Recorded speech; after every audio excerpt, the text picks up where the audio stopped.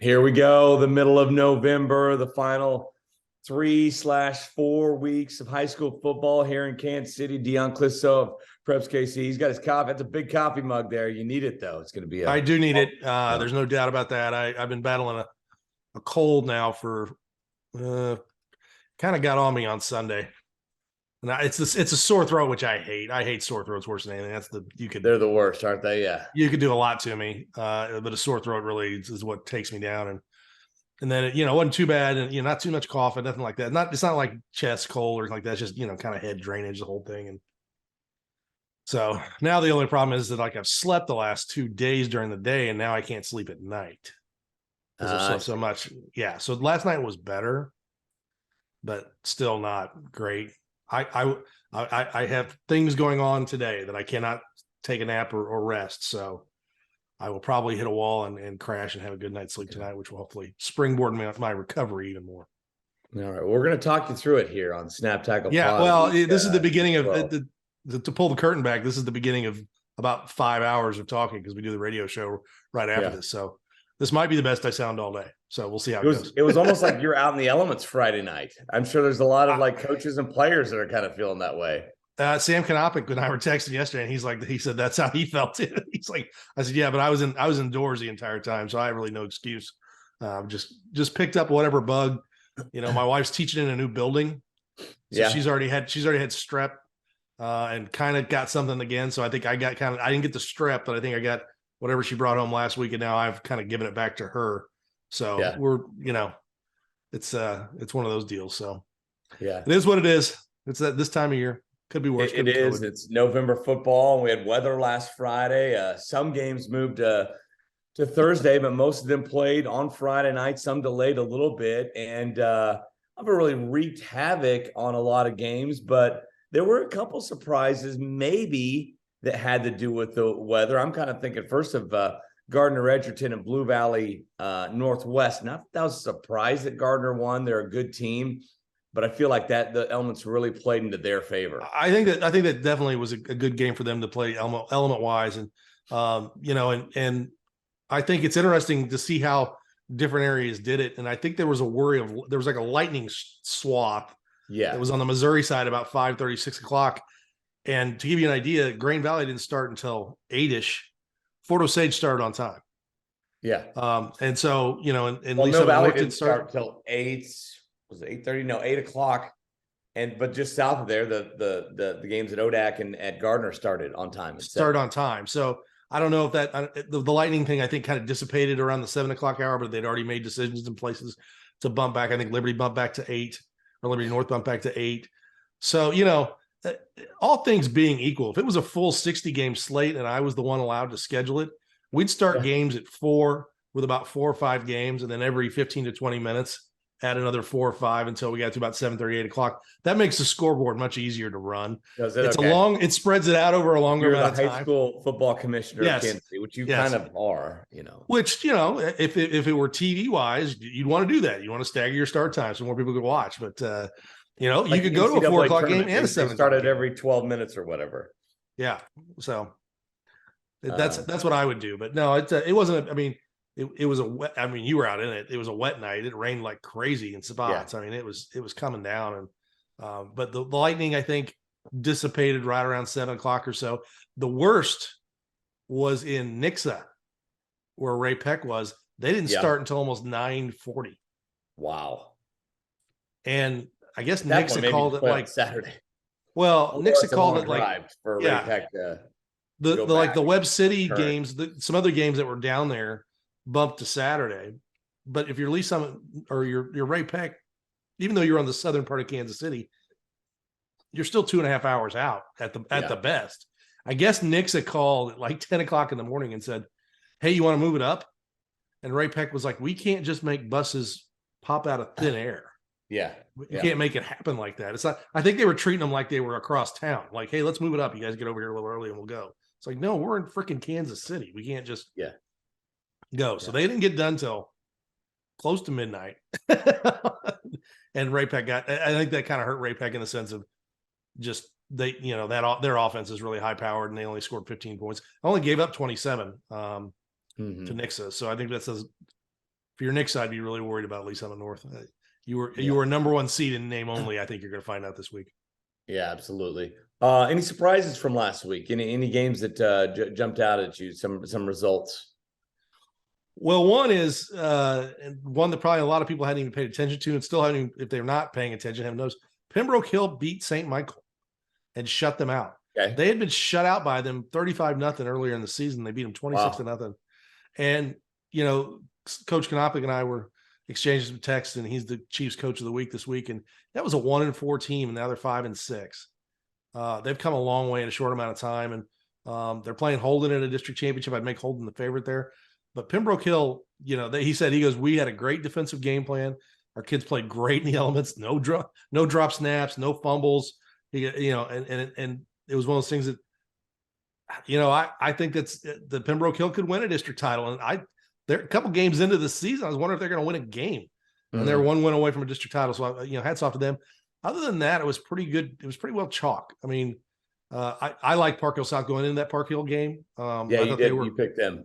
I thought they were playing better. I liked Ray Peck. They didn't get the win.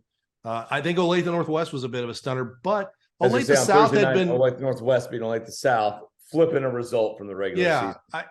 You know, and someone had watched last week and said that had given us, I think they gave us kudos to that. We said that Olathe Northwest had beaten the teams that they should beat, and that's the first step to becoming a pretty good program. I think they were giving us a positive there. It was tough to tell on Twitter what they were saying, but that's what Olathe Northwest had done. And then they go and beat Olathe South, which is a team that's probably equal to them or had played a little better, you know, had beat them the first time around. So, I mean, you stepped up and you reversed a thing there. But that's you know, Olathe West and Olathe Northwest in a spot. Olathe Northwest have never made this deep in the playoffs before. Right. In almost 20 years. So this is a bit, they've won 7 games, which if my math is correct, I don't think they've ever won 7 games in a season before. Yeah. So they're definitely in a spot where they're and I don't believe Olathe West has been this far in 6A, have they? So yeah, I can't hear you. I said I don't believe Olathe West has been that far in 6A, have you? Are you? You're not hearing me? I wasn't hearing you there. You hear me now?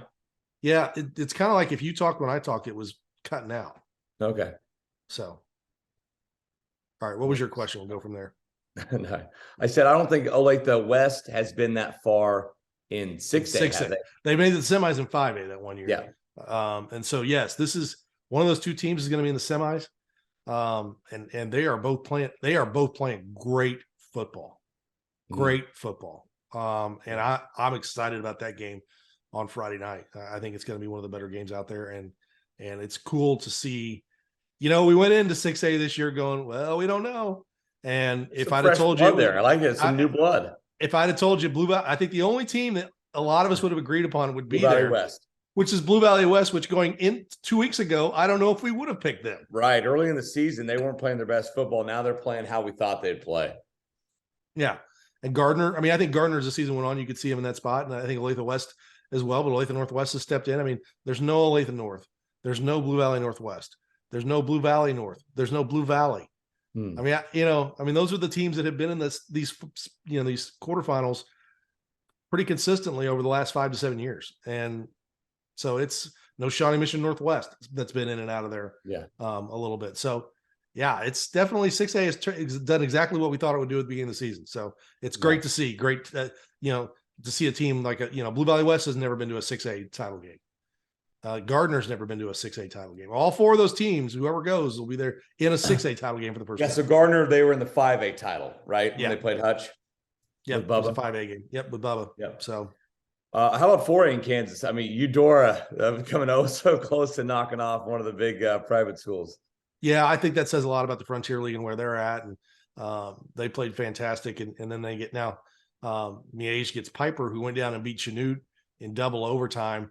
And that was a Thursday night game. What a game, by the way. Did you hear crazy game? I mean, I watched it online, and they went for 2. Piper went for 2 after they scored, didn't get it. But then Chanute missed the PAT. They got it blocked. Yeah. Missed the PAT on theirs. And then in double overtime, they went for 2 and got it. And I tell you, that was a crazy game to watch. And I encouraged people on Twitter that night that they needed to tune in and listen to the guys doing that game because they were so bad they were good.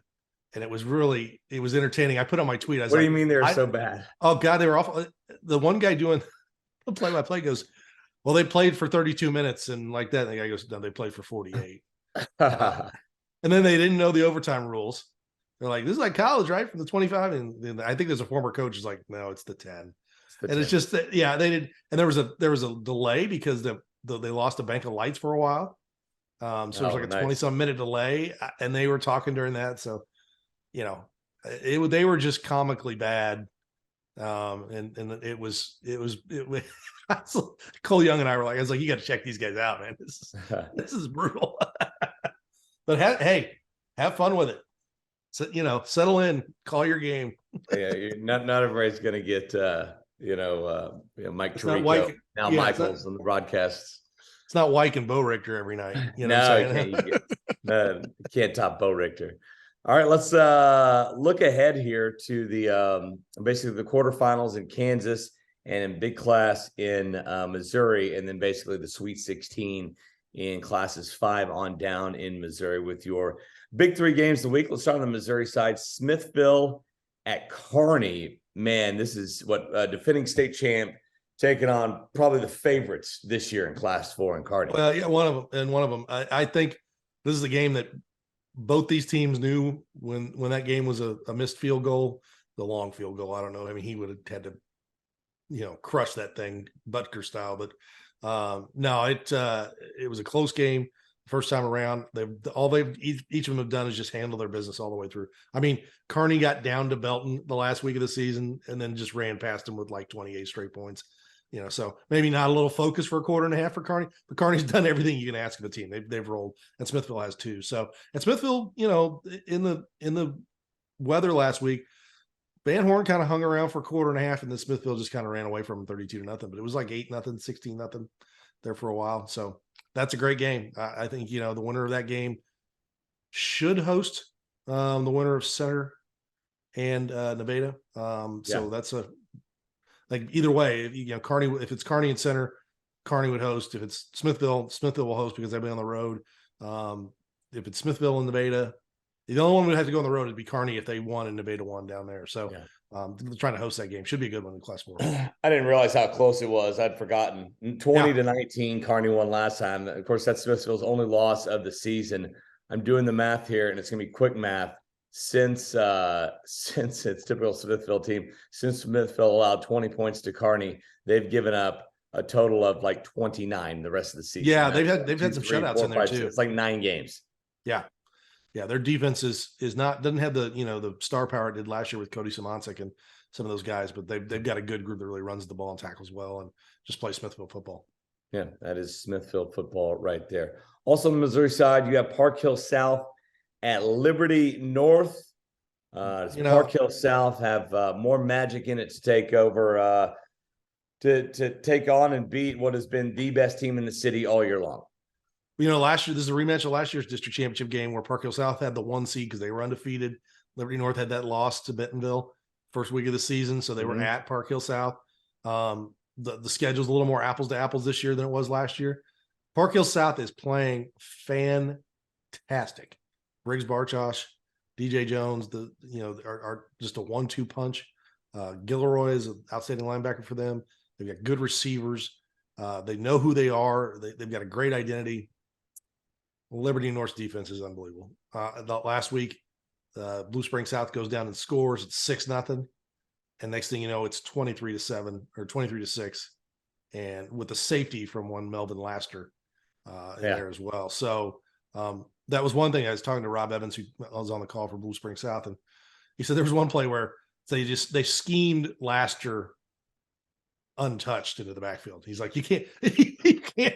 That's one guy you can't just let run wild. But no, that defense is outstanding, and you got to go Liberty North on this one. But Park Hill South is dangerous. When you got a playmaker like Briggs Bartosh, and he's got guys around him who can really do some things, it's going to test it. But we know the strength of Liberty North is that defense. So I think it's a fun game. But it's definitely going to be a good one. It's funny we're seeing these teams that are year in, year out good, like Liberty North, like Smithville and Mill Valley, they hang their hats on defense. I mean, Yeah. that is it. That is how you win at the high school level. And just another year, another example of that. And especially in November, it seems those defenses get better and better. The harder it is to score, especially on Friday night when it's a monsoon. It's almost unfair when you get defenses like that out there. Well, and this week's gonna be cold, so that ball's gonna be hard. Really cold in the 30s on Friday night. Last but not least, Odessa at Pembroke Hill. Correct? At Pleasant Hill. At Pleasant Hill. Sorry, got my hills wrong. Odessa at Pleasant Hill in Class 3. Yeah, you know what? Odessa's playing fantastic. They rolled University Academy last Saturday. Pleasant Hill's just handling their business. The only team that's even really come close to them is Center, who beat them. I would expect Pleasant Hill to get the win here, and then probably take on Maryville in the next round. We'll see. Savannah's a really good football team, and Maryville's got to try and beat them for a second straight time. And same with Pleasant Hill trying to beat Odessa. Odessa is not the team they've been when they were, 3-4 years without losing a regular season game. COVID year probably would have won another state championship. I think they were playing as well as anybody. But Pleasant Hill's kind of usurped them right now. But I expect Mark Thomas to come out with a really good game plan and do everything they can to slow down that Pleasant Hill team. Yeah, 49-7, first time around back in September. Long time ago. Pleasant Hill got the win over Odessa. We shall see. That's your big three on the Missouri side. Over on the Kansas side, you've got Piper and Miege. And look, this should be a really good Piper. Piper's scrappy, man. We talked about that game they won last week over the 1 seed Chanute. Mm-hmm. And we talked last week too, and it kind of came true this past week with Eudora coming close to Miege. Those 4A schools, especially up here in the Frontier League, aren't as intimidated by Miege and Aquinas and St. James maybe as they used to be. Well, I think, they've got a lot of good athletes on that Piper team. They're well coached. John Black has done a great job with that team this year in his first year up at his alma mater. And it's going to be a tough road. I mean, Miege is tough, but I think there's a lot of film that they can get, look at from that Eudora game. And Eudora had athletes and they scored with them. They just got behind, one stagger behind and couldn't keep, there wasn't enough time for them to catch up. And no, it's going to be an interesting battle. We've got St. James and Aquinas on the other side. So it should be, there's probably a pretty good chance you're still going to have two Catholic schools in the semifinals, but Piper's playing with house money. I mean, they went down to Chanute in a hostile environment, got that win, played great. We're down 2 scores, came back and got that tie. We'll get a little coffee here. No worries. I'll lead you to your next big 3 games of the week. And they're both from Kansas Class 6A. Yeah. Blue Valley West and Gardner Edgerton, Olathe West and Olathe Northwest. Similar to last week in the 4 games in 6A on the east side. I went back and forth on pretty much all of them. I'm going back and forth on these 2. Yeah, I'm the same way. I like the way Blue Valley West is playing defense and run the ball right now. They're really physical, and that's going to help. They will have seen a flexbone team in Aquinas, so that's not a mystery to them. They saw them in the first. They lost convincingly 31-7 to Aquinas. That was week 1 of the year, and we've already established Blue Valley West is playing a different brand of football now. Yeah, they flipped the switch when they got in the playoffs. And you talk about Zach Darts, their linebacker / quarterback. I mean, he does great things for them. Sage, I'm losing his last name. Their tailback is really good. Sage Huffman. And I was going to call him Sage Rosenfels, but he's not the quarterback from Iowa State from the early 90s, I think. But no, Sage would have been early 2000s, I think. Early 2000s. Okay. Yeah. Oh, I'm making that old. I'm that old. He's not. No, I think that they are playing tough and physical, and Gardner's playing tough and physical. That one's going to be a knockdown, drag-out fight. Late 90s. We were late 90s, kind of in between. Yeah. And then you look at Olathe West and Olathe Northwest, and they're similar. They're physical. Olathe West is going to give up some points. Olathe Northwest is playing fantastic. I mean, they are defensively held down that Olathe South team. They've been playing really well. So I love that both those games. That's why they're both big 3 games. And then, of course, next week, there's only 3 games on the Kansas side. So we know what those 3 games will be, the semifinals all the way around. Don't call Yeah. them sub-state, or else I'll I won't. I'm good with that. Let's call them. I like NCAA tournament terms. Final Four, Elite Eight, Sweet 16.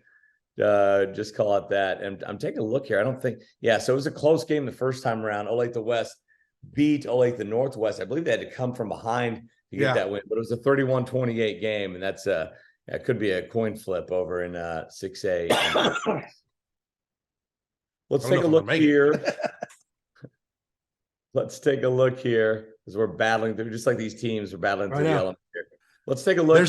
Nobody feels sorry for me. Nobody feels sorry for me. I know that. Predict these semifinals / quarterfinals for next week. Do you think it's going to be Liberty North and CBC in Missouri Class 6? I think so.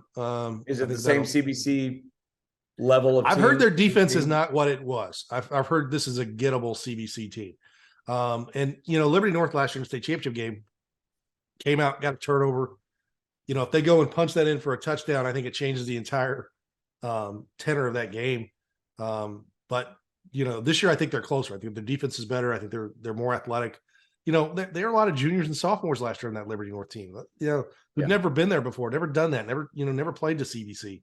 They went down to Bentonville. That was a nice win. They played, Rockhurst. They've done some things like that. But it was a big time stage for them to get there for the first time. I think they've got that mentality. If they get past Park Hill South, I think they've got a good shot against the state championship game. And I think if Lee Summit North gets past Nixon, which they should, the Smets up there. But I think Lee Summit North has got a keg walk into the state championship game. So you think Lee Summit North will play DeSmet? You think DeSmet will beat Rockbridge? Yes. Rockbridge has played no one. Okay. Gotcha. They lost one game, Copy week one. Or I think they lost late. Francis Howell beat them late. But week one, they lost to a Park Hill South team who didn't know who they were. Bartosh was not playing quarterback. And they beat them easily. Park Hill South did. And, midway through the season, people were like, oh, well, they should be ranked. And I'm like, no, they have not beaten anyone. And if they were in Kansas City, they'd be over. And that's, because they played a Park Hill South team that if you went and talked to Coach Palmer right now and said, were you any good in week one? He'd probably tell you no. Right. I mean, it goes back to when Blue Springs, I think it was 13, beat Rockbridge in the state championship game, and we're up like 28-3 at halftime or something, and just shut it down at that point. Ray Peck played them earlier in the year at Rockbridge, and Ray Peck beat them by like 2 touchdowns. And they're walking off the field, and the AD at Rockbridge walks up to Tom Cruise, says, "Man, we'll probably see you guys in the state championship game." And he goes, I looked at him like, "Are you crazy? I'm like the 5th best team in my own town." He's like, have you paid attention to what's going on over here? And that's the kind of year we have in Kansas City right now. We've got 5-6 teams. We got a lot of teams who are not playing, who are good enough to go through that district and compete in other districts too. So it's a really good year. Nice. Good year in Class 5 too. We have Grain Valley playing Raytown. Yes. Fort Osage playing Oak Park. Who gets out of those games? I like Grain Valley. They're playing fantastic. I like Fort Osage, but Oak Park that was a 5-point game first time around. That was a back and forth game. So that's good. That's closer to a coin toss there. But Fort Osage and Grain Valley have been playing the best, along with Oak Park. Those 3 teams, and really Raytown the last month of the season. Those 4 teams are there for a reason. I just feel like we're barreling towards a Grain Valley Fort Osage week 1 rematch, where I would assume it'll be a much better looking game than the one I watched on Spectrum in week 1, because that was horrible. They both put the ball on the ground a ton. It was not. It was like I think that's where I thought to myself, oh my gosh, I thought these teams were going to be really good. They don't look very good. And so it took us a while to kind of get, that neither one of those teams started off great. And so, they now look like the teams that I think these are the 4 teams. I think Oak Park was a bit of a surprise. But after about week 6, I think that surprise was gone. And then they've proven that they're a really good football team. And young. Right, down to Class 4. Oak Park is young. Oh, you're young. It's been one of the best stories of the year. King Clemens this year in Kansas City high school football. In Class 4, Center and Nevada, Kearney, and Smithville. I know you like Center, correct? Who wins that Kearney-Smithville game? I'm gonna have to make that pick later today, so I probably need to get. I second time around, I like Smithville, I think, but Kearney has answered every question that has been put in front of them, and it's at Kearney. I mean, I know we're 2 coaches out from the Greg Jones era, but you didn't go into Kearney and win playoff games. doesn't happen. I mean, they are so good at home, and I think that is going on right now. So I don't know. I'm going to give a slight lean to Smithville, but Kearney definitely is a team that has done everything that has been asked of them. Yeah. And deserve to be where they're at. Yeah, absolutely. And is St. Mary's still the team to beat in that class? Yeah, I think so. I think that Center probably has the speed to match up with them. I also did get an email stating that Smithville and Kearney have plenty of speed and that Kearney won the Class 4 state championship. And I said, okay, we'll see. Because we talked about the team speed that Center has. Right. That's the one thing I think that people, they've got the offensive firepower and can hang 50 on anybody. I think the thing that Center has that people don't really understand is the speed on their defense. They close down on you with angles that you thought you had that they don't. So we'll see. They got there's a good chance Center's going to play one of those teams next week. So we'll see. But I like Center over Nevada because I think they've got too much offense and their team speed is too good. Do you think Pleasant Hill does it again over Odessa? I think so. Like I said, I like a Pleasant Hill Maryville matchup that next round. Though Savannah's a good team, but I just think Maryville's playing really good football, and I think their schedule that they played, Lutheran North and Blair Oaks and teams like that have really gotten them in position to where, there's teams that they've played already this year that they look across the sideline and you go, we've already beaten teams better than you. Yeah. So and they've got that kind of DNA in them. So I think a Maryville Pleasant Hill is definitely going to be the game to watch there. Class 2, we've got, I believe, Pembroke Hill and Richmond. Anybody else kind of in the area? Pembroke Hill, Holden, Richmond, Lafayette County. I'm sorry. As far as area teams go, Richmond and Pembroke Hill, and I guess Lafayette County too. Yeah, that was a close game, 18-10 the first time around, Lafayette County and Richmond. I feel like Lafayette County is going to play a little better. That being said, Richmond has done everything they need to do. The Holden Pembroke Hill game is great. Coach Dean, talk about two coaches who've done a fantastic job with their team. Coach Diener took that team that was over 2 years ago and has built them in the spot where they're at now, where the only games that they've lost is to Mid-Buchanan, who's a state-ranked team, Lafayette County, and Richmond. Those are the only three games, and they lost close to Richmond and Mid-Buchanan. So, and then you look at Pembroke Hill, you see what they've done late in the season, and they've played some pretty good teams down the stretch. So I think I'm going to give the lean to the top seeds in both those districts of Holden and Lafayette County. East Buck and Mid Buck in Class 1, a rematch. Does East Buck get it done again? I think so. That was a close game. It was 14-12 at halftime. And they scored 34 points. Yeah, in the third quarter. I think East Buck, their depth really shows up this time of year. But they've got 60 some kids, and they really can just pull away from you in games. And I think that's really going to help them down the line. And then the other one's Adrian and Butler. Adrian had a little rough spot there at the end of the year. They lost to Tipton. I think if they're healthy, they've got a shot to knock off the 1 seed there at Butler. Yeah. Over in Kansas 6A, who's going to be in the semifinals? Sub-state to the layperson. I don't know, be semifinals, I guess, to the layperson. Final 4, basically, out of Blue Valley West and Gardner, Olathe West and Olathe Northwest. Who do you see playing November 18th? I'd say West, which means it's probably be Gardner Northwest. Right there. There you go. It's funny on the west side of Kansas. It's kind of Wild West too. There's so many good teams. There's no like great team that's usually Derby out ahead of the back. Derby's part of it, but they're not Derby. Manhattan, like they usually are. You got Manhattan, Wichita Northwest, Derby, Washburn Rural. Those are 2 pick'em games too, almost. Yeah, I think a lot of people were just expecting Wichita Northwest to kind of step up, but they got beat by Manhattan earlier and Derby. So, they haven't kind of taken that big step. But you're right. Until I see a Manhattan in a state championship game, that's when I'll believe it. I still think it's probably Derby or Wichita Northwest. Washburn Rural is a good team too, and they played a lot of teams from the Metro this year and got some good wins. DeSoto and Piper beat both of them. Handle Piper, and that's DeSoto's only loss. And it was a close game, and that transitions us here to Class 5A in Kansas. DeSoto's still alive, playing great football, really good defense.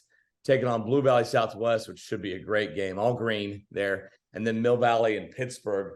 Who gets out of those 2 games to play in the semis? I think Mill Valley will squeak by. Think so? Just a little bit. No, they're going to roll. DeSoto and Southwest is a toss-up game. Dylan Dunn, the quarterback from Southwest, is playing great. I think in Southwest's mind, and nothing against DeSoto, they look across the field and they're like, what would DeSoto do in our league? You know, I mean, who would they beat? I think there's a couple games in there, but and also they've seen a Flexbone team in St. Thomas Aquinas. So they got that. I was gonna say, they played Aquinas this year. Have they seen the Flexbone? Yes, they have. So they didn't play St. James this year. That's the one they didn't play. They didn't play St. James, but no, they played Aquinas, so they've seen the Flexbone. I think, I don't know. I'm not going to make a pick on that one yet because I still have to make one later on my own show. So I'll make one. I'll USD 232 showdown. I think it's going to be Mill Valley and DeSoto, and what would be the biggest game in that school district's history in the semifinals. Similar in 5A, you got Mays and Hutch and Hayes still alive on the west side. Mays has just rolled through teams, obviously, this year. They beat Derby in a close game. But a lot of parity, or a lot of good teams, I should say, out west as well. I don't think they play that much defense out there. They don't. I think that's what would help a DeSoto or a Mill Valley or even a Blue Valley Southwest. They play a little more defense on this side, so that's going to help them state championship time. All right, who's in the semifinals for 4A? Is it going to be I think private school? And so, which ones? And St. James. Miege and St. James? Yes. Well, you're going to get a third straight year of that in the semifinals. Oh, yeah, I guess it would be. So I like defensively what St. James does in their front seven. And they were able to beat Aquinas. Not that it's going to be easy. And it's if you're St. James, don't let them get up 2 touchdowns on you. Because then you're playing from behind, and then Sean Carroll will be running down your throat. So that's what it is there. But I think St. James is going to get it just because I like their front seven on defense. But man, that's going to be a knockdown dragout fight. I don't believe we have any teams left in Kansas 3A. Which is Bishop Ward got crushed by Holton. Yeah, great season for them though. Wellsville lost in a close game. And that's fine because Andale is just going to lay waste to any opponent they see. Yes, they're unbelievable. Do they have the second longest winning streak in the nation now? Somebody said. I know it's the longest in Kansas by far. I mean, I think it's somebody who was lost. Whoever had the longest streak in the nation, I think, got beat last week. And I was seeing something on Twitter that maybe Andale was now number 2 in the nation. Yeah. So I don't see it ending soon either. No, they're pretty dominant. And when they got rid of the dumb 4A1, 4A2, and went to 6 classes, Andale just slid right in there where they did dominate. They're going to dominate that class for a long time. So yeah, it's 3A is definitely that. Any before we get out of here, any Simone Award candidates, up their their game, campaign harder last week, make more of a case, or anybody jump into the Simone candidate pool from I'm going to say Mason McGravin from Olathe West is starting to etch his name in there. He is a guy, and that is a team that it's similar to Blue Valley West. So many expectations at the beginning. They didn't play as well at the beginning of the season, weeks, and then at the back half of the season, they've been great, and he's been great. I like him jumping in there. We got some guys who are already in the clubhouse, and Oatis and Kendrick Bell. I think Briggs Bartosh went in the head-to-head with Bell. That puts him in the conversation. I think he's solidly in the top 10. I think Van Dyne is solidly in the top 10. Mm-hmm. And then it's kind of interesting. You've got some other, I don't say fringe guys, but there's some guys people don't talk about. There's an Eddie McLaughlin, who's a dual threat guy at Leavenworth, put up huge numbers for them. Dylan Dunn has put up big numbers for Southwest the last few weeks. So those 2 guys in 5, and then, that's who's kind of left in 6A is the same way we talk about McGavin. And at least Summit North has about 5 guys who touch the ball. So they don't really have, I'd say Caden Green off their team, the offensive lineman. Telling you, man, I might be voting for one of those the Bell candidates for Simone, or one of those defensive guys, one of those linemen. And then like an Edric Hill from North Kansas City, that could be on the ballot in the top 10.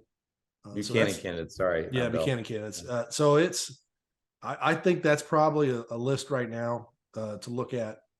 That are probably the guys in there, but Van Dyne keeps going, throwing a couple touchdowns a week and no interceptions. Mm-hmm.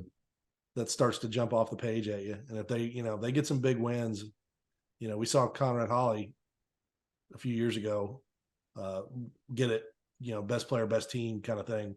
Yeah. If they were to go deep, that he would definitely have that. But, a guy like Zach Darsh is interesting for Blue Valley West because he was on the ballot as a linebacker last year for the Buchanan.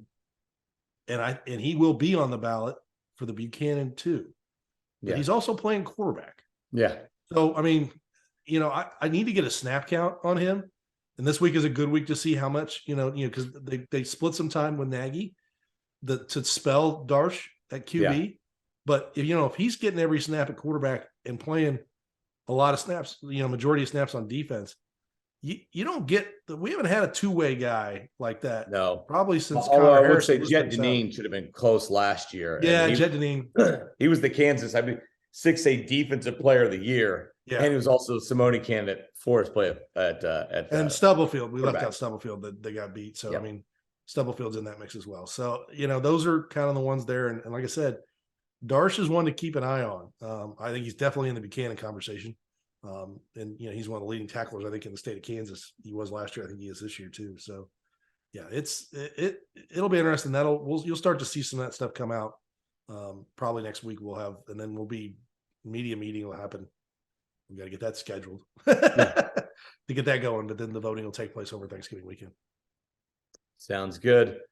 Like you mentioned, should be a cold one on Friday night. Yes. I will not be going out to a game Friday night with the way. Get the gloves on where you can, the ones where you can still get on your phone, okay? Yes. Because at halftime or whenever during your game, if you're outside, check out PrepsKC.com.